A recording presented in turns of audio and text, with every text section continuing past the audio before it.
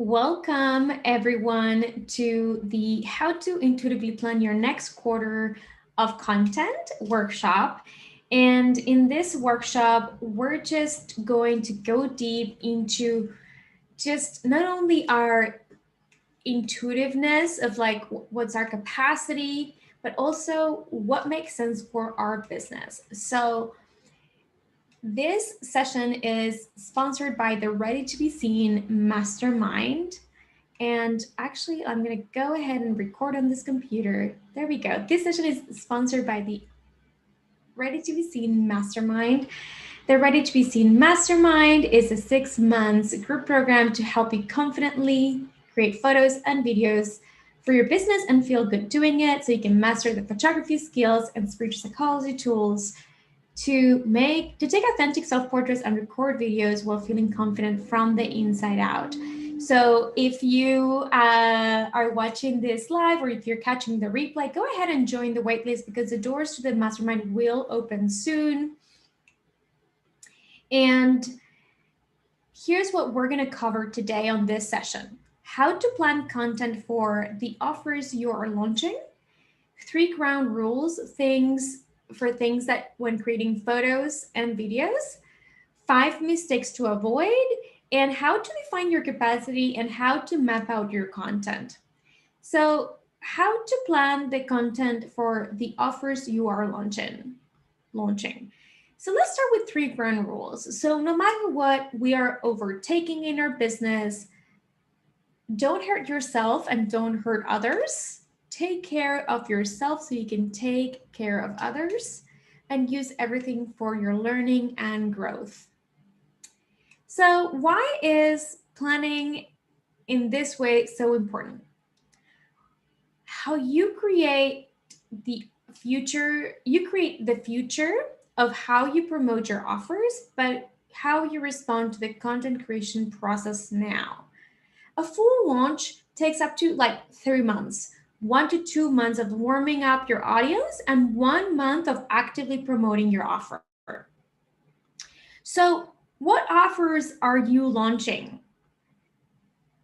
List out all of the offers you're going to be launching in the upcoming quarter. Are you doing any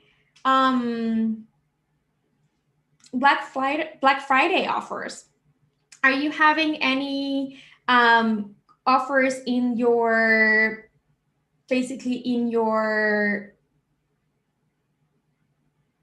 oh my god, I'm blanking. Are you having any offers, like any courses, any one-on-one offers for your coaching? Think about all the ways that you are just promoting your business, right? Are they going to be launched, or are they going to be ongoing offers, right? Are you going to be like launching it like once every quarter, once every, twice a year? So think about that. Or is this something that you're always offering? Like once you have spots in your coaching practice, then you actually just say, hey, I have one spot, right? And then looking at the next 3 months in your calendar, just kind of like mapping it out in terms of like what's coming up. This means all the offers you will need to create content for, right? So I kind of wanted you to have that perspective in terms of, how can I look at what's coming up and be prepared? So I want you to avoid these mistakes. First of all, a mistake that I see a lot is not sharing enough about your offer. And people sometimes need a lot of reminders, right? Repetition to hear about your offer, like at least like from, it used to be 7 times, it's now 27 times before they decide to buy. And I think social media is going to be keep increasing the touch points, right? Another mistake that I see a lot is not building a relationship with your community. Cultivating a relationship with your audience means sharing high value content as it relates to your offer, right? So I kind of want you to just keep on thinking about this in a way of like, is not just sharing general inspiration or how to content, but is content that is designed to build awareness around what you are going to be launching. And the other thing is just focusing on your current community and not growing your audience. So, in order to grow our business, we need to have new people into our circle, new people to get to know us, right? So, a lot of the times, people keep launching the same offer to the same community and the same community and without growing it. And so, at some point, you're going to run out of people that will buy from you from that community. Maybe you've tapped out, right? Unless you're launching different offers that they don't have already, right? But in that case, it would be like repeat buyers. But if you're launching the same offer and you're always going to be kind of needing to grow your audience, and that means collaborations, Facebook ads, joint venture webinars, being a guest on somebody else's audience, like a podcast, doing reels, going on TikTok, anything that has like new people being attracted to your business and to what you're doing. And then the fifth mistake that I see is trying to hire out photographers, videographers, and social media managers before you're ready. As the CEO of your business, you're also the head of marketing, right? It's so easy to be like eager to be like, I just hate selling. I just don't want to do my marketing. I just want to hire it out. And yes, maybe at some point you will be ready to hire it out and just to delegate your marketing, but like you are still in charge of your strategy. You're holding the vision and the goals for your business, right? So you need to be clear on your strategy, how to delegate what you need, your goals before you hire out. Videographers, photographers, virtual assistants, Facebook ads manager need to follow your lead and not the other way around. You need to be clear on your strategy, your vision, and your goals for your business. So, what do you have capacity for, right? What would be a supportive way to show up, to promote your offers? How can you plan your content with care and compassion towards yourself? So, being ready to be seen and sharing your offers with the world doesn't mean that you have to hurry or do it all at once, like batching, or just go super slow one at a time either. It's about finding the sweet spot of between what's needed in terms of letting people know about your offers, sharing value, creating connections, and your current capacity. Keyword here, capacity. So, what is some low-hanging fruit? Things that you can repurpose. Maybe if you launched this offer before, maybe you have already like have the captions and the emails that go with the launch. Low effort stories you can do that doesn't require like a lot of like work from you. Things that come easy to you, things that you feel totally comfortable doing, etc.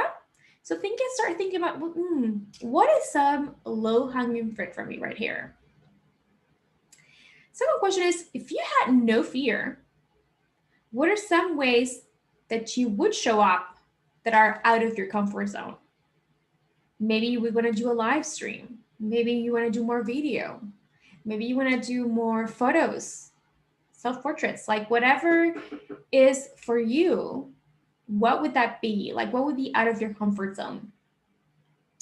What ways of showing up would bring you the most joy if you could master them? These are things that you would love to learn how to do, or that you're just getting started with, that you'll be excited to do. What are some of the ways of creating content that you've experienced success with when promoting your offers? And also, what has felt overwhelming? What's the flip side of that? What has not worked great in the past when promoting your offers? One thing that, for example, I did one of my first launches is go live every day. While I do enjoy going live and being on camera more because it's so easy, there's no editing. It's just what you see is what you get. going live every day on the week of my launch was exhausting. And so for me, it was like, maybe there's a boundary I want to put in. Maybe there's a different way of showing up, right? That could be most supporting for me and still being like seen. What makes you feel safe when promoting your business? Maybe it's boundaries around what you share or boundaries around who has access to you and how. For example, like these sessions being live streamed for general access on the website, and it's also being in the Zoom room with people that have the all access pass, the VIPs, right? So people that have the VIP access get first row seats to the session. They get to ask questions in the chat. They get to stay later for co-working or hot seats. So who has access to you is a big question, because this is something that you need to know in order to show up fully however you show up. Maybe it's when you plan ahead. Maybe it's when you're being more spontaneous. So does having a lot of plans makes you feel unsafe because you feel like, you can't room to be yourself? Or do you need a little bit of planning and then going ahead and just being more spontaneous? What are content creation practices that could be added to your weekly or monthly business routines? Perhaps a quarterly content plan, yearly photo shoots, a weekly live stream that can be repurposed into different reels. And then I want you to dream big. If you could have it all your way, what would your content creation look like? Again, maybe it's hiring a professional photographer twice a year to have ready to post images. Maybe it's going live once a week and hiring a video editor to repurpose your content. Maybe it's doing reels. Maybe it's adding more of your personality to your content. Maybe it's training your VA into how to edit and repurpose and manage your content that you're putting out, to handle your social media based on your new processes that you've set up for yourself. So now that you are clear on your capacity, let's plan. Looking at all of your answers, are you currently on your current capacity? Mark any important launch dates, how many times a week you would like to share content, and how. This is a time to look at your calendar and look at your content planning dates, content creation dates, offer start date, post dates when you would like to actually publish this, stories, lives, emails, etc. So this is a great opportunity for you to really go all in your plan, right? Just like blocking time out in your calendar, really making space for you to fully show up for your business when you're creating this for yourself. So looking at your month, right? Sometimes I have capacity to post once a week, one reel a week. But when I'm on lunch week, I will have batched different contents that I can post every day, right? So looking at your next 3 months, you maybe have like post 1, post 2, post 3, post 4, like looking at your calendar, maybe it's 12 posts. How many, for example, like if you have an ongoing offer, it might look a little different. So for every offer, when someone works with you, there's always a before and after. The question here is what needs to shift for your ideal client to hire you? What are the benefits of working with you? What will that do for them and their life? This will determine your topics that you're going to be sharing. So this is a sample of what I've done for my ad topics, for my mastermind, for my photography services, for my coaching. And I kind of roughly like pointed out, like maybe there's some repeating topics, right? Maybe because again, repetition, we need to tell things a little bit. So one of the themes is like clarity about your branding, what makes you unique. Having a strong online presence will support your marketing goals. Feeling confident in front of the camera, showing up consistently. So like painting the picture, right? really painting the picture, like show a picture or a video. And it's important to really understand that this consistency is the intersection of what you have capacity for and what you need to promote. I really like Andrea's presentation today because she really touches upon a topic is like, if you're a solopreneur, at least 1 hour a week of your time should be basically placed aside for this process, for your social media content, for planning your launch. I think a little bit more. And again, like, what are you going to be delegating if you have a VA? What are you going to be delegating if you have a video editor? What are you going to be making time for if you're going to be editing yourself, etc.? So I wanted to clarify something.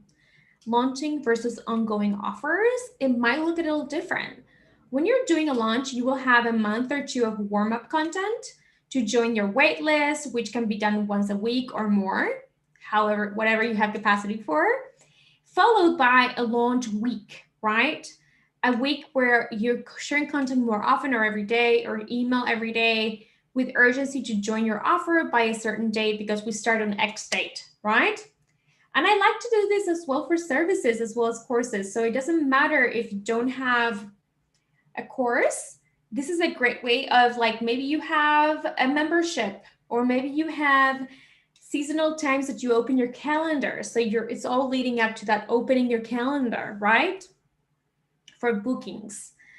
And then for ongoing offers, if you're open all year round, while I do have recommend that even if you have ongoing offers, like you do a launch like either once or twice a year, for ongoing offers, what I recommend is that you can do a weekly live, a reel, a post, email, stories, or more, depending on your capacity, with the invitation to book a call or to apply to work with you or to join your wait list once your spots are filled out.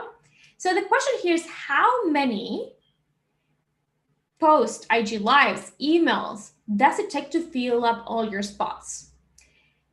As you keep on going, right? Like going week 1, you tried this approach, this hook.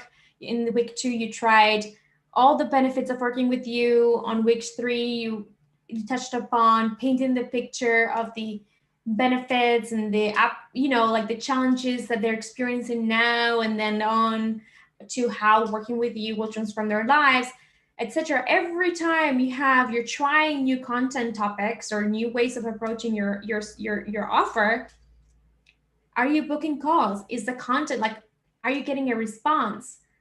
So once you did it like once or twice or 3 times, you starting to get a feel of like, ooh, once I have one spot, these are the contents that get the most bookings, the most that fill up most of my post. These are the contents I need to repost. These are the things I need to talk about more. You keep getting better and better at filling up those spots. So what are we going to take photos and videos of? Great question. So great photos show the after working with you kind of like picture. It's the transformation that your work will provide for them. They're designed to inspire and attract these clients and show them what's possible for them. So what would that look like, right, for your business? Looking at your content map, kind of go back into the topics that you were deciding to talk about, and kind of tap into what is the quality that they're going to be experiencing when working with you. For example, like, one of the benefits of being on camera and feeling confidence to being on camera is you have a sense of calmness when you show up for your business.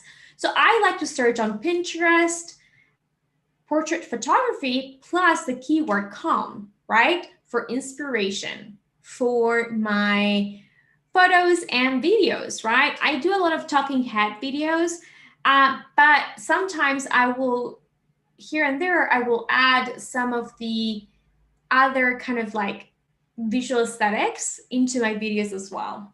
Even my video right now has an aesthetic, right? It's like the beige background, just clean lighting, very bright. It's my aesthetic, right? But this could be also for you when you're creating videos and photos. Like, what is the aesthetic that you're going for? And look for images that match that essence in terms of your posing, expression. But don't worry about the colors or your branding colors or the style when you're searching for inspiration, because you're going to be adding that exactly with your clothing, with your props, and with the backgrounds. But this will be your shot list for your photos and videos. And then once you have them, you need to save them on your computer, and this will become your shot list. So whenever you're planning your content, you know exactly what kind of photos you need to take photos of when you're doing self-portraits or a brand photo shoot, what kind of images will serve your videos as well. Is it behind the scenes? Is it more like showing the lifestyle that your offer provides, etc.? And once you have this, now you have visually planned your next quarter of brand photos and videos, and you're ready to schedule your shoot. So this is actually a very interesting time, because you have done all the thinking, right? You've done all the things that needs to be done. And now you can delegate if you need to delegate. Now you can take into action if you want to do it yourself. You can choose how you do it. So I'm going to open it up to Q&A for the Zoom. So I see Christine is online, and if you want to come live and ask a question, just do it. And if you are watching the live stream on the website, go ahead and if you have any questions, go ahead into the Facebook group and ask questions in the presentation below. And I am so excited that you were able to watch this presentation live. And we're going to leave the presentation a little bit farther away, farther on for a little bit longer. Thank you so much for watching.